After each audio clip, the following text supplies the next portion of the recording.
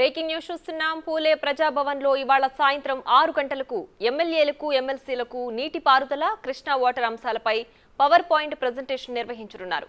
ఇప్పటికే కృష్ణా జలాల పంపకాలపై కాంగ్రెస్ బీఆర్ఎస్ పార్టీల మధ్య మాటల యుద్ధం కొనసాగుతోంది. నీటి పంపకాలు నీటిపారుదల అంశాలపై శాసనసభ మండలిలో వ్యవహరించాల్సిన తీరుపై సీఎం రేవంత్ రెడ్డి దిశానిర్దేశం చేయనున్నారు. రేపు నీటిపారుదల శాఖపై శ్వేతపత్రం విడుదల చేయనున్నారు.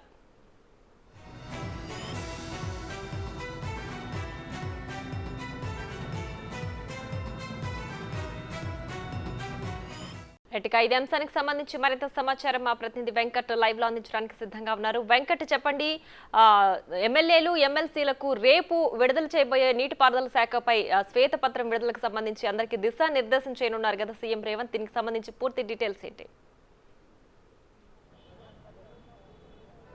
మరికొద్దిసేపట్లో Jyotirao Phule ప్రజాభవన్లో power point presentation ప్రారంభం కాబోతుంది. ఒక్కొక్కరు ప్రజాభవన్కు చేరుకుంటున్నారు. ఇప్పటికే నీటిపారుదల శాఖ మంత్రి ఉత్తమ్ కుమార్ రెడ్డితో పాటు మరికొంతమంది ఎమ్మెల్యేలు మల్రెడ్డి రంగారెడ్డి, బీర్లా ఐలయ్య, అట్లనే గడ్డం వివేక్ వెంకటస్వామి, ఇట్లా ఒక్కొక్కరు కాసేపటి క్రితమే వ్యవసాయ శాఖ మంత్రి కూడా అక్కడికి వెళ్ళినటువంటి పరిస్థితి కనిపిస్తుంది. ఇక ఒక్కొక్కరు ప్రజాభవన్కి చేరుకుంటున్నటువంటి పరిస్థితి ఉంది. ఎమ్మెల్సీలు మహేష్ కుమార్ గౌడ్ కూడా కాసేపటి క్రితమే ప్రజాభవన్కు చేరుకున్నారు. ఇట్లా తుమ్మల నాగేశ్వరరావు వ్యవసాయ శాఖ మంత్రి కూడా చేరుకుంటున్నారు. ఒక్కొక్కరు ప్రజాభవన్కి వస్తున్నారు. మరికొద్దిసేపట్లో పవర్ ప్రజెంటేషన్ ఇవ్వబోతున్నారు. ప్రధానంగా నీటిపారుదల శాఖ మీద, అట్లనే కేఆర్ఎంబి కృష్ణా జలాల పంపకాల మీద ఈ పవర్ ప్రజెంటేషన్ ఉండబోతుంది. ఎందుకంటే ఇప్పటికే బీఆర్ఎస్ కాంగ్రెస్ మధ్యలో ఈ కృష్ణా జలాల అంశం పైన మాటల యుద్ధం కొనసాగుతూ ఉంది. ఒకవైపు జగన్కి బీఆర్ఎస్ నేత కేసీఆర్ తాకట్టు పెట్టారని ఒకవైపు విమర్శలు గుప్పిస్తుంది కాంగ్రెస్ పార్టీ. మరోవైపు కాంగ్రెస్ పార్టీ అధికారంలోకి వచ్చిన తర్వాత 2 నెలలనే నీటి పంపకాలన్నీ కూడా ఆంధ్రప్రదేశ్కి అప్పచెప్పిందంటూ కూడా ఒకవైపు, అంటే మొత్తం కూడా ఈ కేఆర్ఎంబి కృష్ణా జలాల నీటిపైనే పెద్ద ఎత్తున ఇప్పుడు 2 పార్టీల మధ్య మాటల యుద్ధాలు కొనసాగుతున్న నేపథ్యంలో వాస్తవాలు ఎలా ఉండాలి, వాస్తవాలు ఏంటి, నీటి పంపకాలు ఎవరు ఆంధ్రప్రదేశ్కు అప్పచెప్పారనేది స్పష్టంగా సోషల్ మీడియాలో కూడా కొన్ని వీడియోస్ వైరల్ అవుతున్నటువంటి పరిస్థితి ఉంది. జగన్మోహన్ రెడ్డి అసెంబ్లీలో మాట్లాడుతున్నటువంటి ఒక వీడియో కూడా ఇప్పుడు సోషల్ మీడియాలో వైరల్ అవుతుంది. అట్లనే రోజా ఇంటికి వెళ్ళి చేపల పులుసు తిన్న తర్వాత రాయలసీమను రతనాల సీమగా చేస్తా అంటూ కూడా కేసీఆర్ మాట్లాడిన వీడియో కూడా ఇప్పుడు వైరల్ అవుతుంది. ఈ రెండు, ఇటు జగన్ కేసీఆర్ మధ్యలో ఒక ఒప్పందం కుదిరింది. అది కూడా ఆయన నియమించిన ప్రగతి భవన్లోనే ఒక ఒప్పందం కుదిరింది. ఆ ఒప్పందం ప్రకారమే కృష్ణా జలాలు అనేటివి రాయలసీమ ఆయకట్టుకు మళ్లించారనేది స్పష్టంగా అర్థమవుతున్నటువంటి నేపథ్యం ఉంది.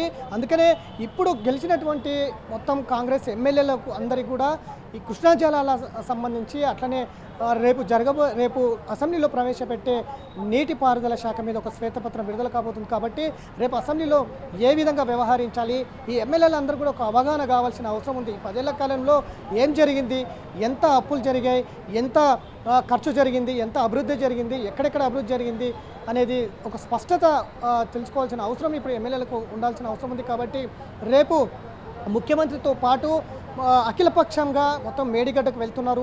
మేడిగడ్డలో జరిగిన అక్రమాలు కావచ్చు, అవినీతి కావచ్చు, దానికి సంబంధించిన ప్రాజెక్టు మొత్తం కూడా క్రాక్స్ వచ్చి పడిపోయే ప్రమాదంలో ఉంది. కాబట్టి వీటన్నిటి మీద ఇప్పటికే జ్యుడిషియల్ ఎంక్వైరీ కూడా జరుగుతుంది.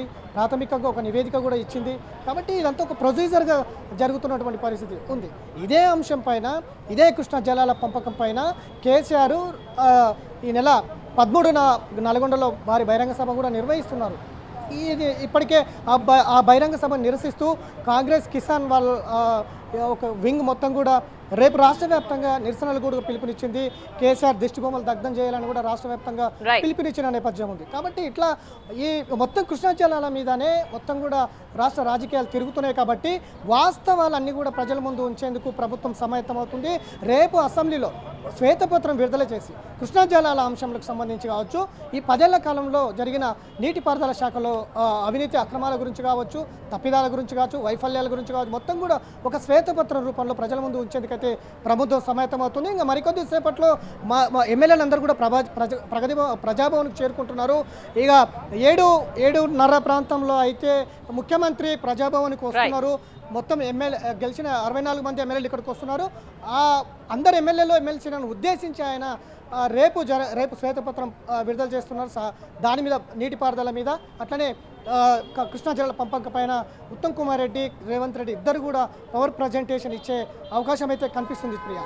Right Venkat, thanks for the updates.